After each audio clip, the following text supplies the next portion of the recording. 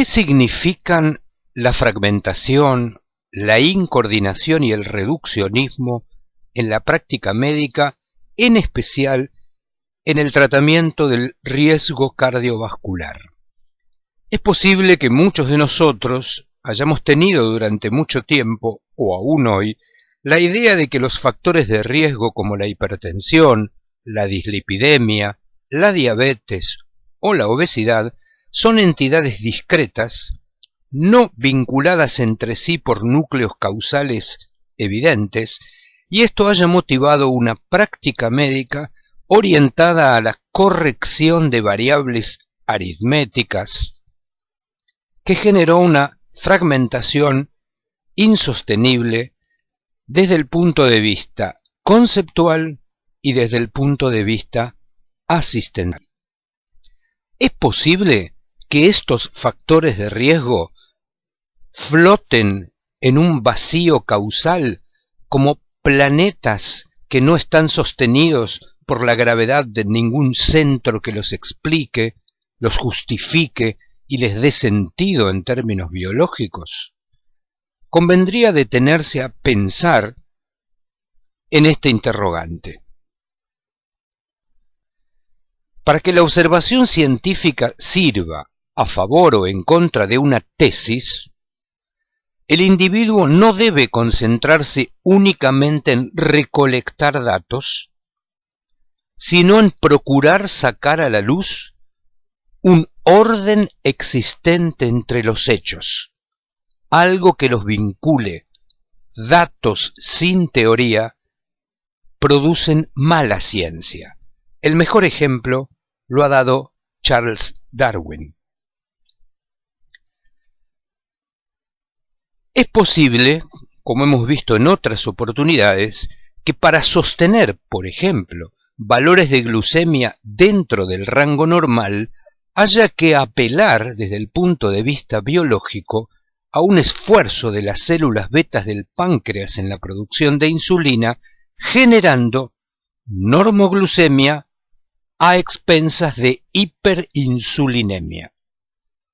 Pero como todo en biología, esto tiene un costo, y la hiperinsulinemia es responsable de la hipertensión arterial, la dislipidemia, la inflamación crónica aséptica, el daño en el sistema nervioso central, la trombogénesis, la aterogénesis, incluso la carcinogénesis y la disfunción endotelial, es decir, los mecanismos biológicos adaptativos, en este caso la hiperinsulinemia, resuelven el control de una variable, como la glucemia, pero tienen un costo fisiológico, en particular cuando esto se perpetúa en el tiempo. Por lo tanto, no deberíamos admitir como un hecho dado que la constelación de factores de riesgo ocurran en un vacío causal. Tiene que haber algo que los explique, que les dé sentido biológico y en particular, y a eso nos referiremos hoy, que los inserte en un contexto histórico y social determinado.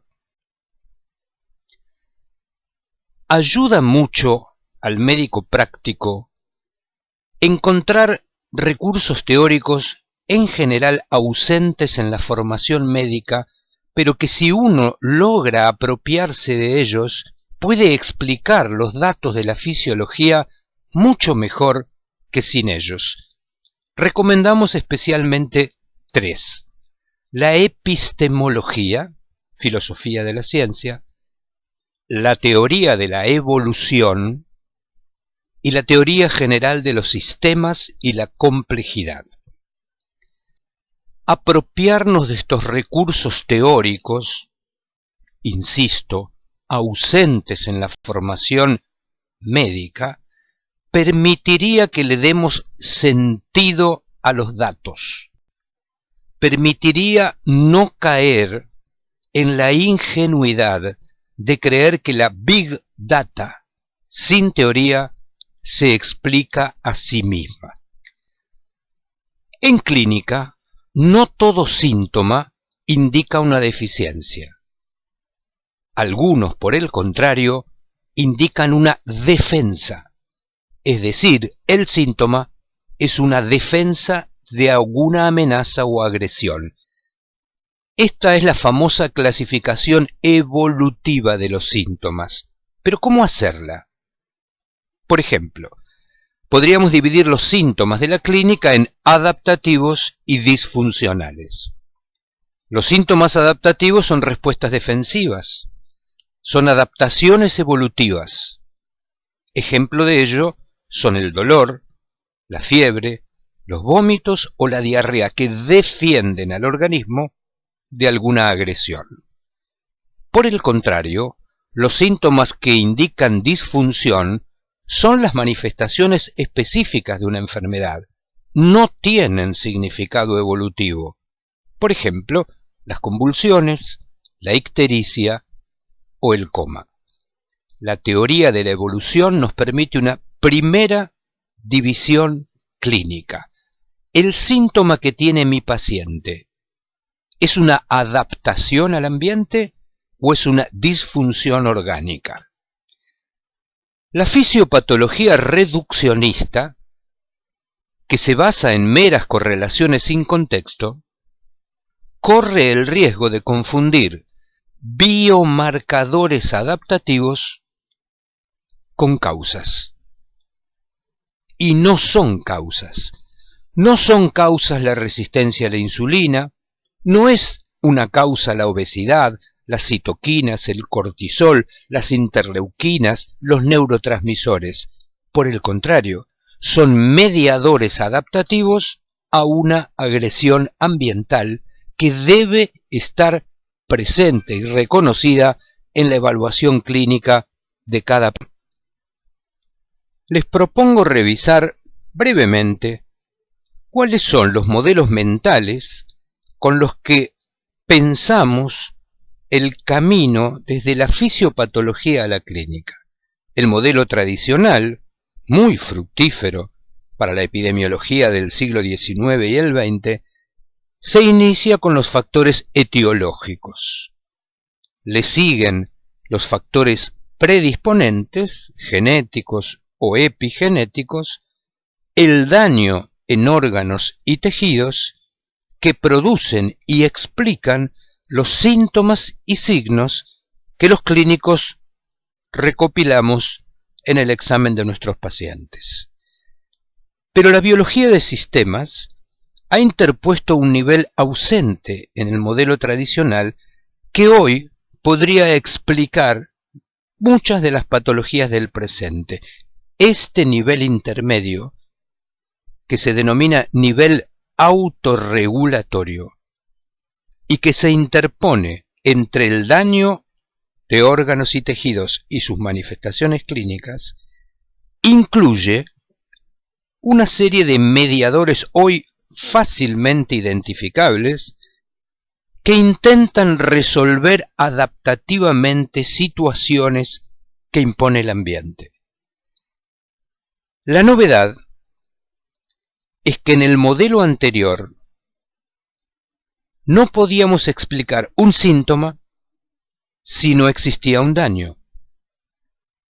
En el modelo de la biología de sistemas, puede haber un síntoma en ausencia de daño porque la alteración se concentra en este nivel intermedio de mediadores adaptativos al ambiente. Es decir, hay síntoma, pero no hay daño tisular u orgánico. Lo que sí hay es disfunción de los mediadores adaptativos a las amenazas que nos impone el ambiente. Para pensar en términos de biología de sistema, es conveniente abandonar el esquema reduccionista de la causalidad. Solemos pensar la causalidad como una causalidad secuencial, simple, una secuencia de pasos que implican que cuando uno de ellos falla, el sistema se altera. La metáfora que lo explica o la analogía que lo explica es el del reloj. Si sacamos una pieza, el reloj se detiene. Pero la biología no funciona de esa manera. Su causalidad es una causalidad de sistemas complejos que funciona en paralelo, no es secuencial, donde se mantiene la función global incluso si algunas de sus piezas fallan. Se denomina esto tolerancia al error. La analogía, para entenderlo, ya no es el reloj, sino una bandada de pájaros. En esta bandada de pájaros, la pérdida de hasta 30% de sus miembros no altera la función global del sistema. La biología dispone de mecanismos redundantes para cumplir una función, y la alteración en uno de ellos no impide que la función se cumpla, porque desencadena mecanismos de sustitución y de adaptación a la falla. La causalidad de la clínica no es secuencial, sino en paralelo. Nuestros pacientes no se parecen a relojes, sino a una bandada de pájaros. Tal vez la metáfora que mejor explique la situación de muchas de las patologías prevalentes en la epidemiología de nuestros días sea esta. En el modelo tradicional de pensamiento, nosotros detectamos una tela araña. Podríamos ponerle un nombre: dolor, fatiga, cansancio, alteraciones metabólicas. Inmediatamente, con nuestro esquema fisiopatológico tradicional, pensamos: si hay una telaraña, debo ir a buscar la araña. El daño. Pero la respuesta que nos da la biología de sistemas es: señores, no hay araña. Hay telaraña, pero no hay araña. Piensen simplemente en patologías como la fibromialgia, el dolor crónico musculoesquelético, la lumbalgia, el colon irritable. Todas patologías donde existe clínica, incluso mediadores intermedios, pero cuando uno va a buscar el daño estructural, no lo encuentra. Resonancia magnética en la columna, videocolonoscopía en el colon irritable. Repito, hay telaraña clínica, pero no hay araña, daño estructural.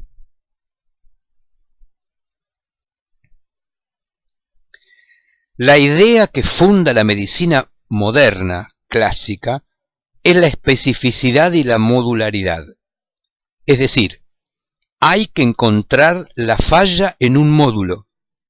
Si el paciente tiene ciclos de constipación, diarrea, distensión y dolor abdominal, la videocolonoscopía tiene que mostrar un daño. Y olvida que los módulos están conectados: el sistema digestivo con el neuroendocrino, el sistema cardiovascular con el sistema cerebral del sistema nervioso central, y por lo tanto, como olvida estas conexiones que la biología actual denomina crosstalk o diálogo cruzado, se tratan como si fueran entidades independientes.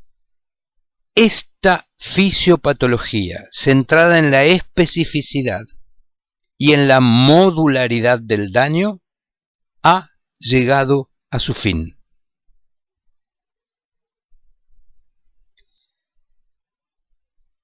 ¿Cómo analizar los modos en que pensamos las variables que todos los días corregimos? En general, corregimos variables en base a un modelo mental centrado en el concepto de homeostasis, el famoso concepto de Claude Bernard. ¿Y cómo entendemos las variables desde el punto de vista de la homeostasis? Hay un set point, un punto de regulación para cada variable, glucemia, hipertensión arterial, lípidos. Si la variable se desvía de ese parámetro, lo consideramos un error a corregir. Por lo tanto, intervenimos para corregir el defecto, porque entendemos que la variable es la expresión de un sistema que se regula de manera homeostática. Problema: la mayoría de las variables sobre las que intervenimos en la clínica no son homeostáticas, y sus desvíos no son errores, sino adaptaciones para corregir un error en un contexto determinado. Por ejemplo, la obesidad no es un error, sino una adaptación a un ambiente obesogénico que aporta un exceso de sustratos oxidables que superan la capacidad metabólica del organismo y por lo tanto desencadena una respuesta acumulativa en forma de expansión de los adipocitos. La obesidad es la adaptación a un ambiente obesogénico. El peso no es una variable homeostática, sino alostática. ¿Y qué significa que una variable sea alostática? La alostasis dice algo muy diferente a la homeostasis y dice lo siguiente: los parámetros no son fijos, no tienen un set point establecido, sino que varían de acuerdo a la demanda. Piensen en la glucemia, en la presión arterial o en el peso. Cuando esta necesidad de adaptar una variable a la demanda ocurre con frecuencia, el organismo aprende y por lo tanto anticipa la demanda prevista.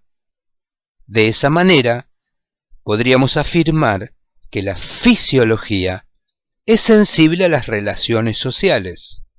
En un mundo obesogénico, las variables se adaptan para recibir un exceso de sustratos oxidables y por lo tanto modifican sus variables. Si quieren ejemplos, estas variables podrían ser la resistencia a la insulina, para manejar el exceso de sustratos, el peso o incluso la presión arterial. Es conveniente recordar que la constancia de las variables no es un objetivo de la naturaleza. El objetivo de la naturaleza es la adaptación al ambiente. Y mediante estos mecanismos de adaptación, mejorar la eficiencia para la supervivencia y la reproducción, que sí son los objetivos de la especie en el mundo natural. La alostasis, es decir, la adaptación de las variables a la demanda del ambiente, es el costo de la adaptación fisiológica al nicho ecológico en el que nos ha tocado vivir. El uso de estos conceptos, ideas, teorías, por ejemplo el de carga alostática, nos permite comprender cómo los entornos en los que vivimos afectan nuestra fisiología y por lo tanto nuestra salud. Estos nuevos conceptos se inscriben en un enfoque sistémico, en contraste con el enfoque reduccionista que a menudo se usa todavía en la epidemiología.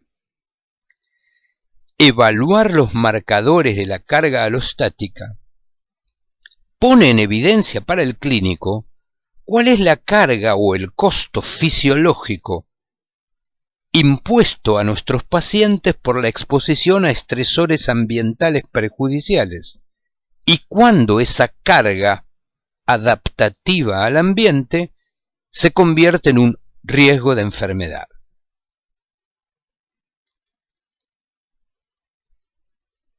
Tenemos bien establecido cuál es la respuesta fisiológica al estrés ambiental.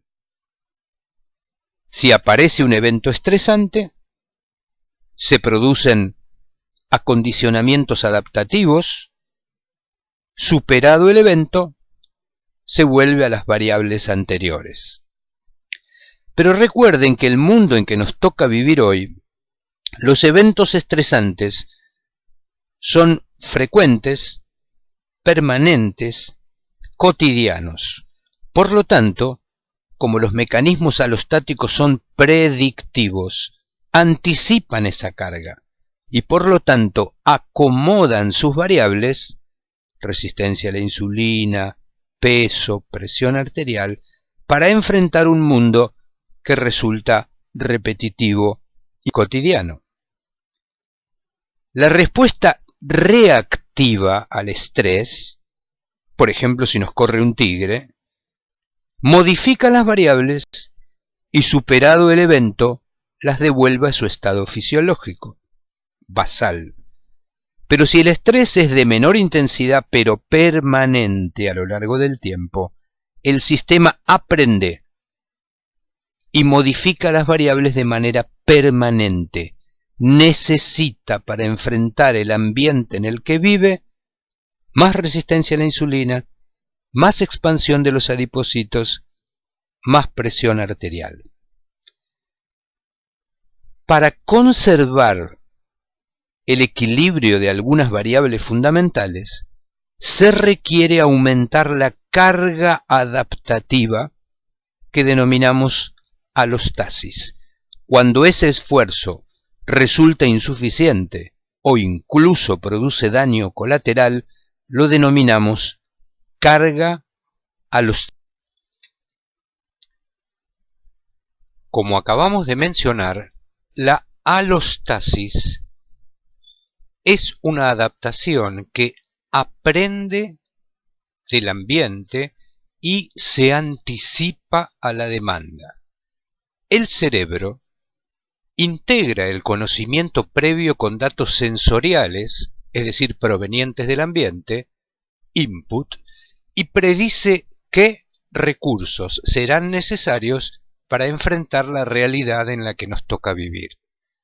Más tarde, dirige a los efectores, output, las señales para optimizar la distribución de los recursos según la demanda que ha anticipado.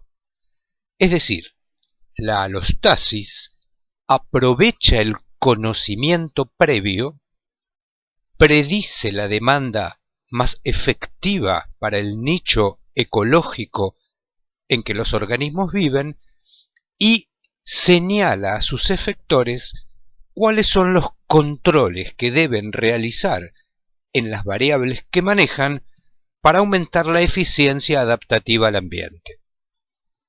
Los circuitos que intervienen en esta regulación predictiva van desde el hipotálamo, la pituitaria y la glándula adrenal a todos los ajustes de los sistemas nerviosos autónomos, simpático y parasimpático, en el enfrentamiento de un estrés agudo, que nos corra un león, que nos apunten con un arma. Estas adaptaciones se producen de manera inmediata y superado el episodio vuelven a sus valores basales.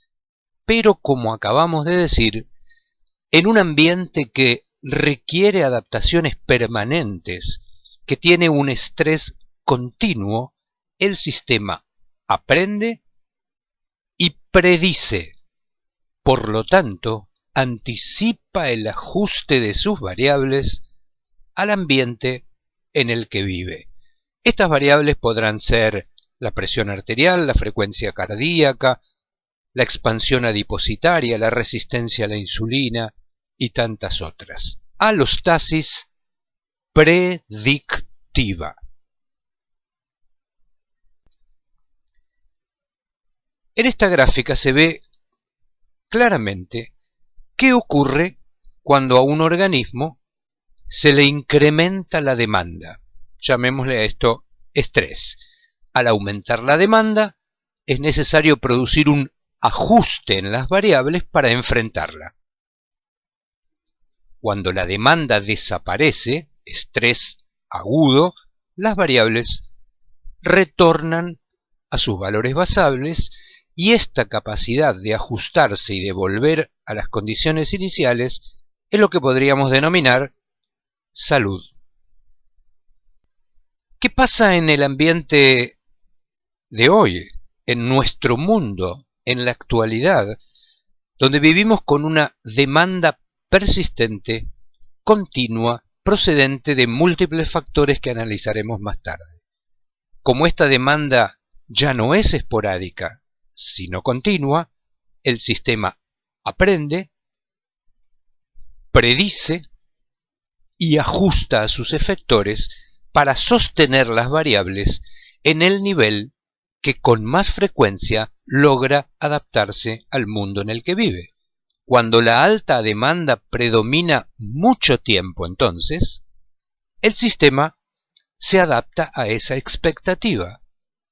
Y si la demanda se reduce brevemente, y este es el dato fundamental, el sistema ya no vuelve a su estado inicial.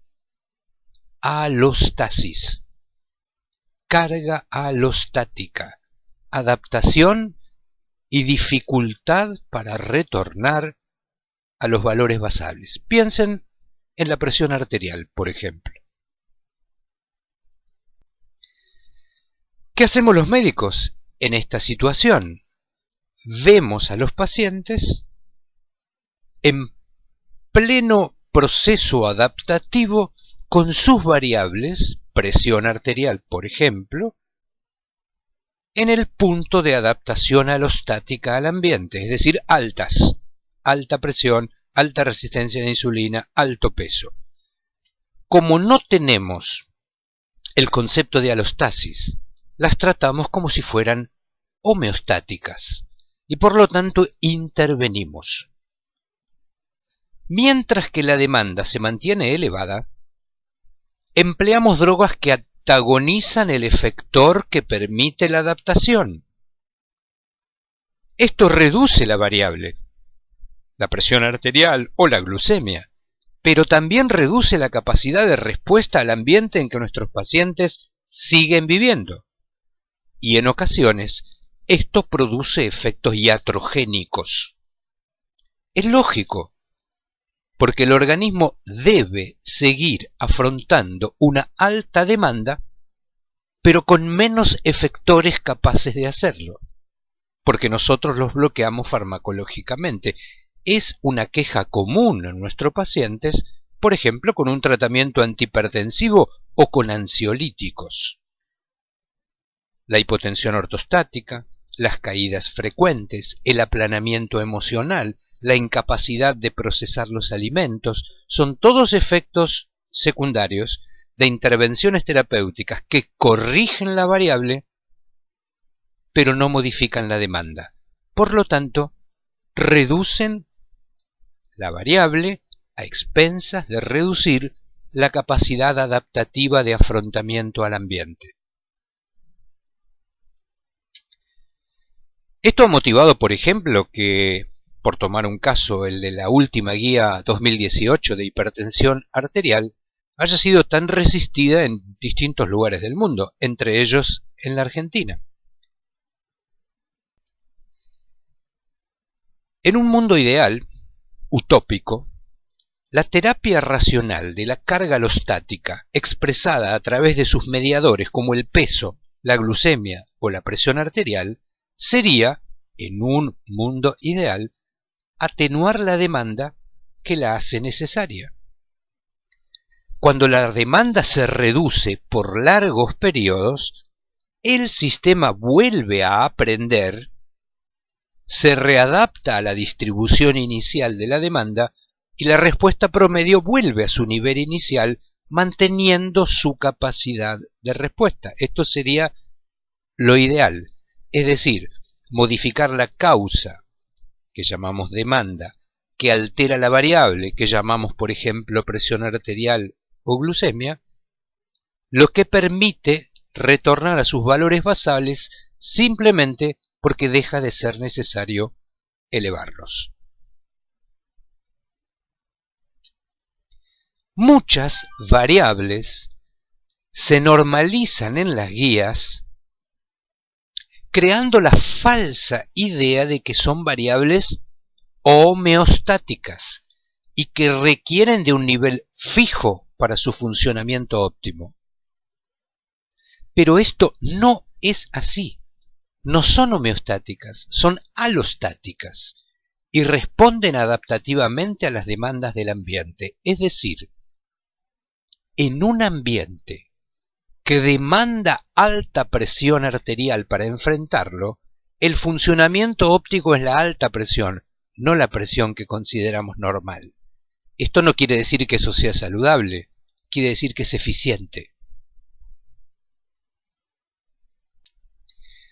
Al considerar a ciertas variables como sujetas a un control fijo de tipo homeostático, evaluamos cualquiera de sus desvíos como errores. Pero ya dijimos que es mejor pensarlos como adaptaciones, porque no hay ningún error. Lo que hay es una adaptación a la alta demanda ambiental. Hans Selye, hace muchas décadas, consideró que muchas de las enfermedades más comunes del hombre son enfermedades de adaptación a un ambiente con alta demanda adaptativa. Hace pocos días la revista Circulation publicó un artículo donde se menciona el modelo complejo del riesgo cardiovascular que afecta distintos módulos que en algún momento creímos separados, pero están muy vinculados, pero no menciona sus capacidades adaptativas, la demanda ambiental y por lo tanto propone, como ven en el gráfico, un tratamiento específico para cada uno de ellos sin considerar en ningún momento la demanda ambiental y la adaptación fisiológica.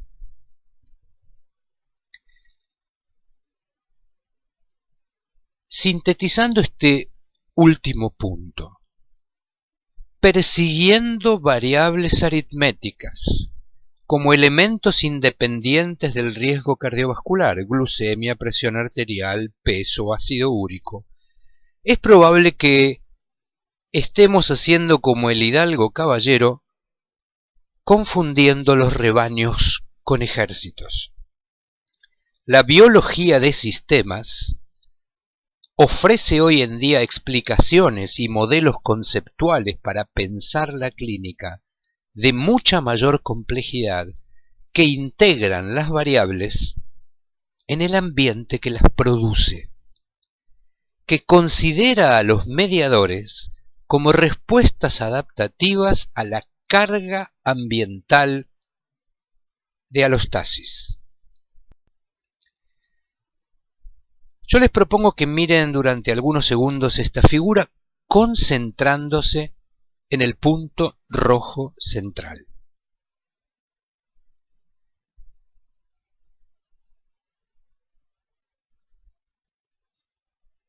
Como probablemente le ha ocurrido a muchos de ustedes, si uno se concentra en el punto central, la periferia se borra. Esto no es un error. Así funciona nuestro cerebro. La focalización extrema en aspectos puntuales difumina, condena a la penumbra el... Si pensamos el estrés, nosotros deberíamos saber que ante cada demanda de estrés existe una determinada capacidad de afrontamiento propia de los individuos.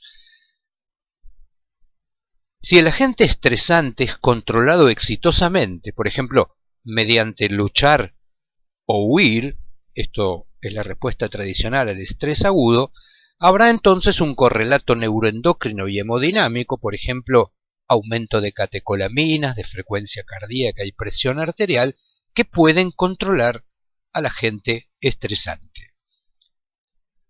Pero por el contrario, Si lo que se desencadena en el caso de nuestros pacientes es un estrés crónico y permanente, el control se tornará defectuoso. Es lo que los teóricos del estrés denominan modo de Rota o estrés crónico. El correlato neuroendocrino es bastante diferente al del estrés agudo. Habrá aumento del cortisol, disminución de las funciones reproductivas, depresión, disminución de la frecuencia cardíaca, disminución inicial de la presión arterial, pero muy rápidamente, hipertensión arterial adaptativa y crónica, obesidad abdominal, resistencia a la insulina, hiperplasia adrenal, intolerancia a la glucosa, dislipidemia, enfermedad vascular coronaria y cerebrovascular. Existe un correlato neuroendocrino que se vincula con las relaciones sociales. Esto ha sido muy estudiado por Robert Sapolsky en primates y muestra claramente que la respuesta al estrés de los miembros de la comunidad dominante y de los miembros dominados es completamente diferente. La adaptación implica mecanismos neuroendocrinos diversos de acuerdo al papel, al rol, al punto en que cada uno ocupa en la escala social de la comunidad en la que vive. Trasladados estos estudios en primates a las sociedades humanas, ya no cabe duda desde los estudios pioneros de Michael Marmont, los estudios White-Hall, que las posiciones sociales desfavorables incrementan el riesgo cardiovascular, aumentan la mortalidad y producen una serie de adaptaciones neuroendocrinas que les permiten sobrevivir en una posición tan desfavorables, pero al precio de aumentar su mortalidad y su morbilidad. Esto ha sido estudiado en los más diversos lugares del mundo. Los datos se han replicado en distintos contextos y se consideran hoy hechos sólidos. Los determinantes sociales de enfermedad son un factor de riesgo de altísimo peso, y la mayoría de los factores de riesgo bioquímicos o hemodinámicos que medimos en el consultorio son sus variables adaptativas a la circunstancia en que nuestros pacientes viven. Pertenecer al sector social más desfavorecido limita, porque consume, los recursos de reserva. Se despliega una estrategia de vida adaptativa a corto plazo o reactiva. Alimentos de alta densidad energéticos y baratos, reproducción temprana, es decir, el costo de la supervivencia en un nicho desfavorable es el alto riesgo acumulativo.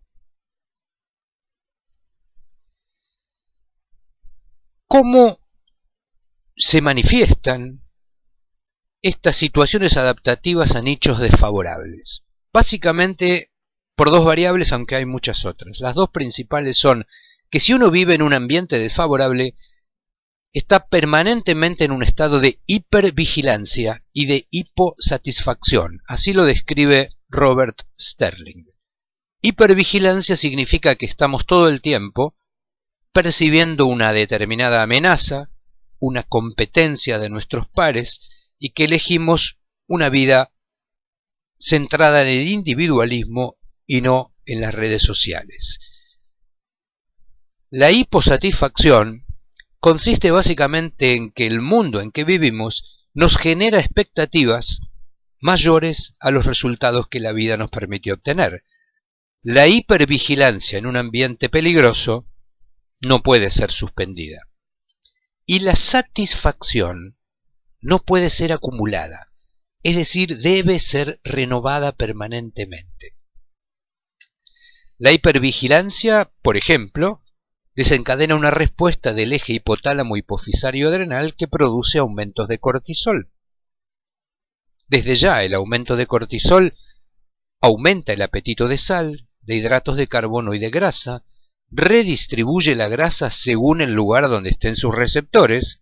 Como todos saben, los receptores de cortisol están predominantemente en el abdomen, produciendo obesidad central, como ocurre en el síndrome de Cushing.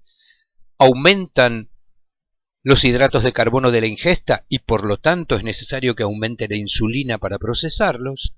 Este aumento de la insulina, como la de cualquier sustancia que se incrementa crónicamente, produce la regulación a la baja de sus receptores. Se necesita mucha insulina, se segrega mucha insulina, pero los receptores, en el contexto de hiperinsulinemia, regulan a la baja su sensibilidad. Consecuencia, resistencia a la insulina. Es decir, en un ambiente que demanda hipervigilancia, nos salimos de la zona de confort fisiológico para entrar en una zona de alerta, y esto nos torna individuos adaptados a un ambiente desfavorable, pero vulnerables a la enfermedad. La sobreadaptación a un ambiente que exige estos ajustes permite sobrevivir en él al costo de la vulnerabilidad, en particular metabólica y cardio-cerebrovascular.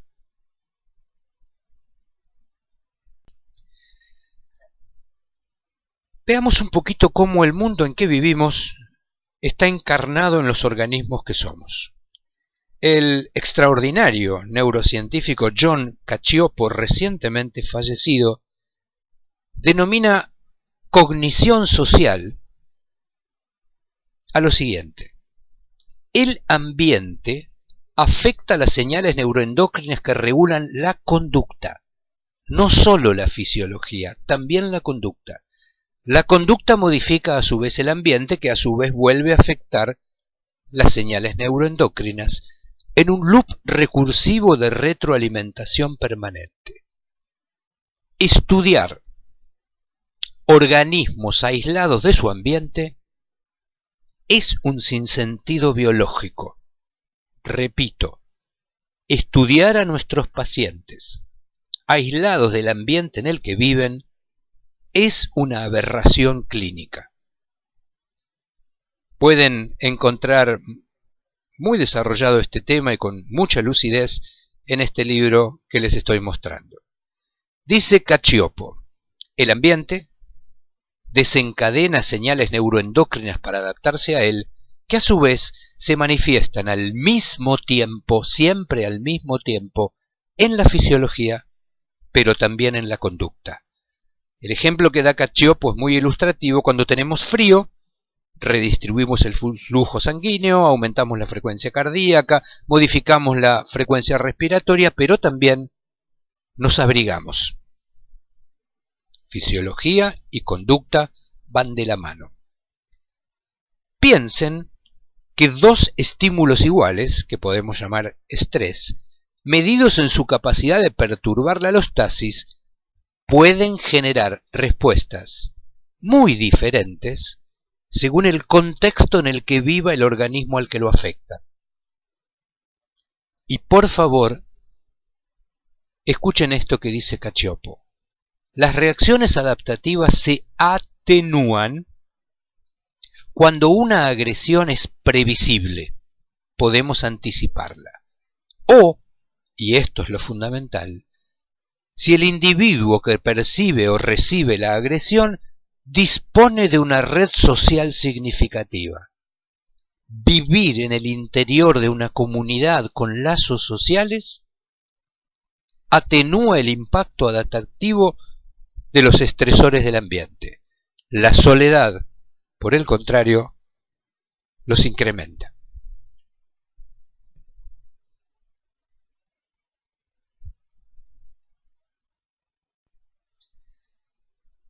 Los mecanismos neurofisiológicos que permiten adaptarnos al ambiente son complejos y están distribuidos en múltiples sistemas neurológicos, fisiológicos, endoteliales, cardiovasculares y muy especialmente endocrinos.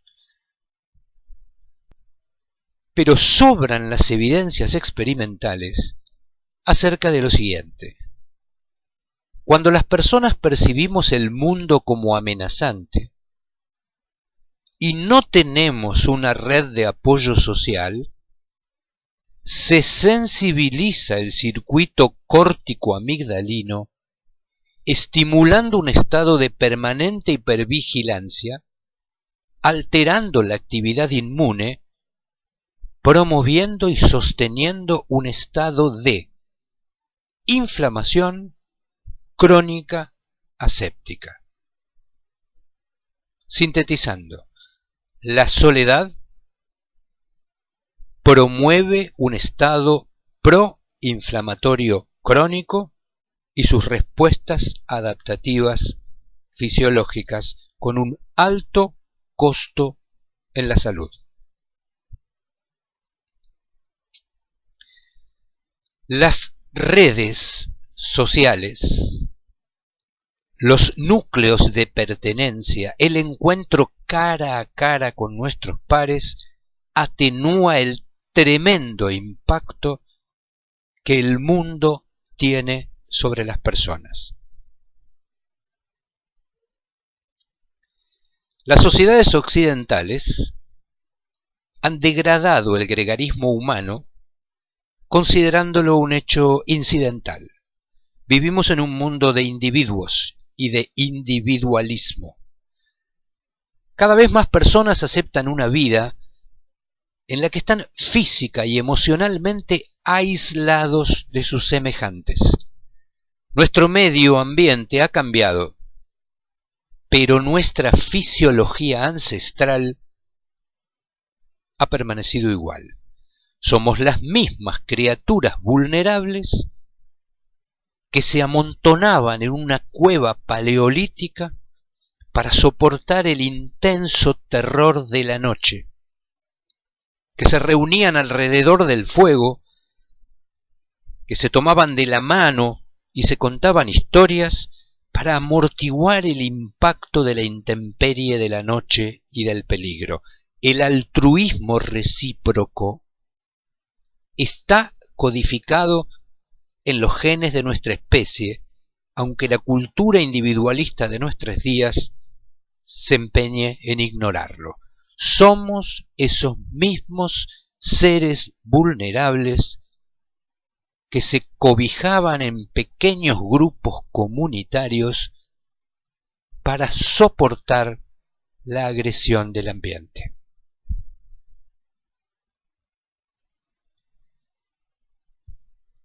Hay gran cantidad de evidencia acerca de que las relaciones sociales influyen enormemente en el riesgo cardiovascular y en la mortalidad. Vivir solo, incluso en presencia de otras personas, sentirse solo, incrementa la probabilidad de morir tempranamente mucho más que el alcohol, la obesidad o la polución ambiental. Hay gran cantidad de estudios epidemiológicos que muestran que el aislamiento social es un grave factor de riesgo de mortalidad temprana. Sin embargo, en la lista del repertorio evaluativo del riesgo cardiovascular de nuestros pacientes suele faltar la pregunta: ¿se siente usted solo? Noam Chomsky dice que el afecto y la solidaridad son emociones humanas y que una de las principales funciones de la propaganda y el adoctrinamiento es sacarnos esa idea de la cabeza. Los individuos y la sociedad no tienen los mismos objetivos. Las personas queremos ser felices, pero la sociedad quiere que los individuos consuman. Este dilema, dice Daniel Gilbert, se ha resuelto convenciendo a los individuos de que consumiendo alcanzarán la felicidad. Grave error.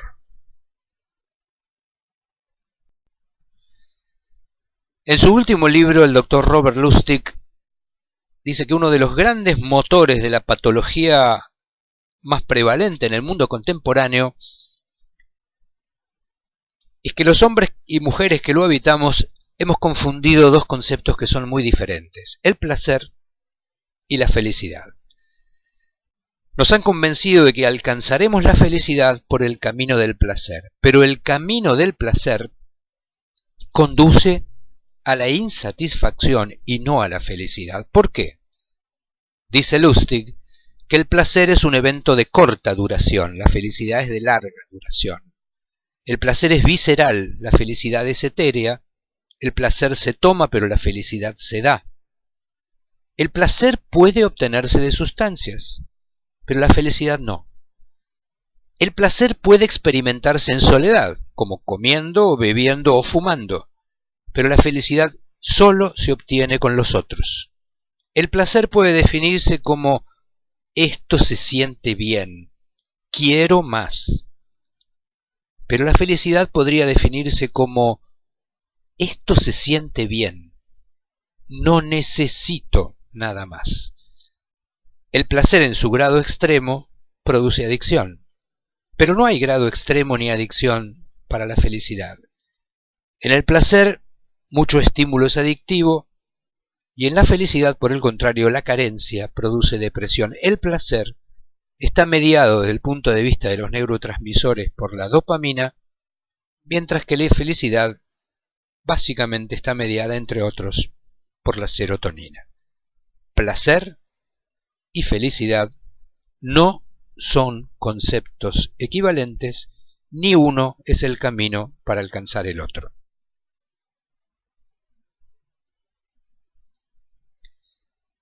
El aislamiento, el individualismo, el confundir placer con felicidad son los motores, es decir, las causas de la epidemia de enfermedades prevalentes que vemos todos los días en nuestros territorios. Hace pocas semanas se publicó un artículo muy interesante que ilustra esto que les acabamos de decir. En Japón se está observando un fenómeno particularmente preocupante, y es que la población carcelaria está aumentando brutalmente y a una velocidad inusitada la edad. Cada vez hay más presos añosos. Gente de más de 65 años que es detenida y encarcelada. Los investigadores se preguntaron por qué. La mayoría de estos delitos que los llevan a la cárcel a las personas de edad avanzada son delitos menores, como robar un perfume en un shopping. Y se ha podido determinar que estas personas buscan ser detenidas como recurso para enfrentar la soledad. Buscan un grupo de pertenencia, aunque ese grupo sea la cárcel. El mundo antropotécnico en que vivimos, que cree que para cada padecimiento humano hay una solución técnica para ofrecerle, ha creado incluso estos ridículos instrumentos que son robots sociales para tratar de atenuar este fenómeno. Veamos algunos ejemplos de patologías prevalentes en nuestros días que podían explicar algo de lo que estuvimos viendo, es decir, síntomas sin daño: dolor crónico, fatiga crónica, síndrome de intestino irritable, entre muchos otros. Síntomas floridos, intensos y a veces incapacitantes, pero cuando sometemos a nuestros pacientes a estudios complementarios buscando la causa y el daño, no lo encontramos. El 30% de los síntomas actuales no encuentran una explicación médica. Se admite que el problema está en el síntoma y su desconexión con el daño. Pero lo que nosotros proponemos acá es que es mucho más probable que el problema esté en la explicación que le damos al síntoma y en su desconexión con la narrativa del paciente, con el ambiente en que le toca vivir. Cualquier estímulo ambiental evaluado como amenaza desencadena una respuesta adaptativa en consecuencia. Llámese esta dolor, llámese esta fatiga o disfunción intestinal, entre muchísimas otras. Como todos saben, en los Estados Unidos se vive lo que hoy en día se denomina epidemia de opioides, con 300.000 muertes anuales por este tremendo problema. Pero el problema es que la epidemia de opioides probablemente se trate de una epidemia de dolor, para el cual se apela a los opioides, es decir, dolor, ausencia de daño estructural, opioides. Cuando una señal es interpretada por los médicos como que no señala nada, por ejemplo el dolor, lo que se hace es matar la señal. Solo cuando muere alguien famoso, esto sale en los diarios. Pero mientras algunos famosos lamentablemente fallecen, hay cientos de miles de personas anónimas que mueren y se enferman por el consumo de analgésicos para matar la señal de un dolor al que la medicina no le encuentra explicación. Millones de personas reclaman ser considerados, la filósofa Miranda Fricker denomina padecientes sistémica y no al descrédito sistemático de los reclamos y del conocimiento de las personas oprimidas acerca de su propia experiencia. Los puntos de vista de los sufrientes acerca de su propio padecimiento son ignorados, desacreditados o rebajados. En la medicina, usted se queja de dolor crónico, intenso, persistente y generalizado, pero en los médicos no encontramos daño. Por lo tanto, usted no tiene nada. Cuando los sufrientes son excluidos de la participación en la construcción del sentido o en la posibilidad de participar en el conocimiento acerca de la condición que los afecta, se denomina injusticia hermenéutica. El conocimiento experiencial, es decir, lo que le pasa a las personas que sufren, es devaluado, porque las posiciones de poder ostentan el privilegio epistémico, es decir, yo sé, usted no sabe. Y esto se ve en la clínica en situaciones múltiples. Por ejemplo, en la obesidad. Usted come porque decide comer apelando a su libre albedrío. Es su decisión. Es una carencia de voluntad. Cuando incluso los recursos de estudio fisiológicos más elementales demuestran lo contrario. Culpabilizar a la víctima no solo es una estrategia ineficaz, por ejemplo en la obesidad, sino un signo de ignorancia de la fisiología de la conducta ingestiva. La medicina necesita evitar comportarse como Procusto, que en la antigua Grecia tenía una posada en medio de un camino con una sola cama. Cuando sus huéspedes eran más largos que la extensión de la cama, había encontrado la solución perfecta. En lugar de ampliar la cama, cortaba con un hacha las piernas de los huéspedes para que se ajusten a la longitud de la cama. La medicina no puede actuar así. Si enfrentamos problemas